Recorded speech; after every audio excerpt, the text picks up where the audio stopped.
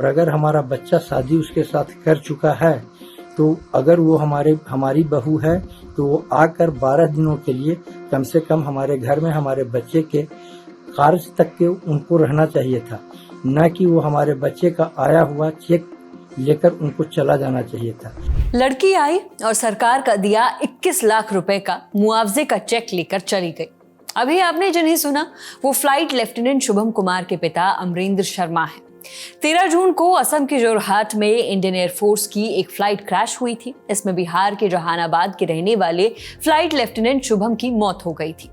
इसके बाद अब उनके परिवार और एक महिला के बीच मुआवजे को लेकर विवाद खड़ा हो गया है। इंडिया टुडे से जुड़े सैयद मुशर्रफ इमाम की रिपोर्ट के मुताबिक सरकार की ओर से शुभम के परिजनों को मुआवजा दिया जाना था। मुआवजा दिया भी गया, लेकिन अब शुभम के पिता का आरोप है कि मुआवजा माता पिता के बजाय उनकी कथित पत्नी को दे दिया गया है। यहाँ मसला ये है कि शुभम के परिवार के मुताबिक उनकी तो शादी हुई ही नहीं थी।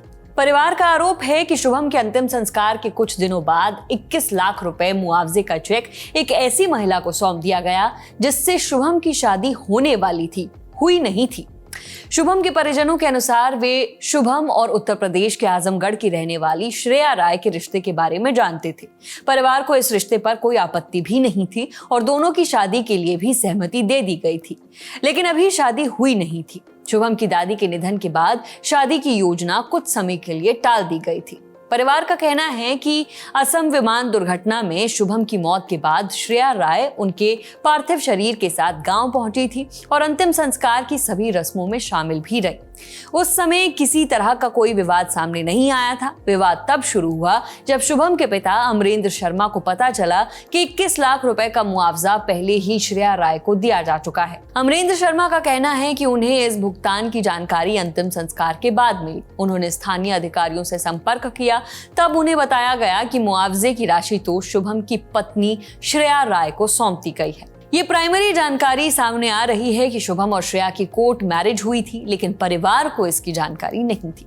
शहीद के पिता का आरोप है कि शादी टलने के बाद श्रेया के परिजनों ने शुभम को बहलाकर दोनों की अहमदाबाद में कोर्ट मैरिज करवा दी, जिसके बारे में उन्हें कोई जानकारी नहीं थी। शुभम के पिता ने और क्या कहा, सुनिए। उस लड़की को जो भी भुगतान मिला उसके बारे में भी मुझे कोई जानकारी न दी गई, ना ही मेरी पत्नी को जानकारी दी गई, नहीं मेरे छोटे बच्चे को जानकारी दी गई। और वो हुलासगंज के सीओ साहब जा करके गया में न जाने कितना रुपया में उसके साथ में डील किए और ले जा करके बिना हमारे अनुमति के उस लड़की को गया में जा करके 21 लाख का चेक दिए। ठीक है सर, अगर वह चेक उसी लड़की के नाम से आया था तो सीओ साहब को कम से कम चाहिए था कि उस मेरे बाबू के माता पिता के सामने, यानी कि हमारे और हमारी पत्नी के सामने, जब वो लड़की बहू थी तो हमारे घर पर चेक देना चाहिए था, न कि सीओ साहब को जा करके गया में चेक देना चाहिए था। इसमें सीओ साहब का सरासर गलती है। सीओ साहब कानून का उल्लंघन करते हुए घूसखोरी खाकर जा करके गया में चेक दिए हैं। अपने बेटे को याद करते हुए उनके परिजनों ने कहा कि शुभम परिवार का सबसे बड़ा सहारा थे। साधारण आर्थिक पृष्ठभूमि से आने वाले इस परिवार की कई उम्मीदें उनसे जुड़ी हुई थी। उनकी मौत से परिवार को भावनात्मक ही नहीं बल्कि आर्थिक नुकसान भी हुआ है। उन्होंने रक्षा मंत्री राजनाथ सिंह और अन्य अधिकारियों से मदद की अपील की है और कहा है कि शहीद अधिकारी के परिवार को मिलने वाली सहायता से उन्हें अलग नहीं किया जाना चाहिए। वहीं इस मामले में जहानाबाद के अनुमंडल पदाधिकारी यानी एसडीओ राजीव रंजन सिन्हा का बयान आया है। उन्होंने कहा कि आधिकारिक और विभागीय दस्तावेजों के मुताबिक कानूनी तौर पर श्रेया राय ही शहीद शुभम कुमार की पत्नी है, इसीलिए नियमानुसार सरकारी सहायता उन्हें दी जा रही है। यहाँ ये जानना जरूरी है कि किसी जवान की मौत के बाद इस तरह के मुआवजे पर कानूनी हक फर्स्ट डिपेंडेंट का होता है, जो इस मामले में शुभम की पत्नी है। ध्यान रहे कि ये बिहार सरकार द्वारा दिया गया मुआवजा है, न कि एयरफोर्स ग्रुप इंश्योरेंस स्कीम का पैसा और न ही एयरफोर्स द्वारा दिया गया कोई अन्य फंड। हालांकि अब इस मुआवजे पर परिवार की आपत्ति के बाद कोई एक्शन होता है या नहीं, ये देखना होगा।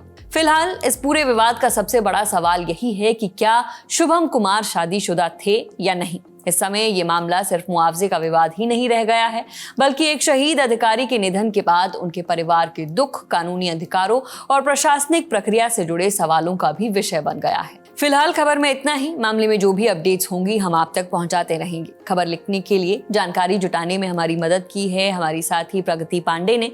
देखते रहिए दी लल्लन टॉप। शुक्रिया।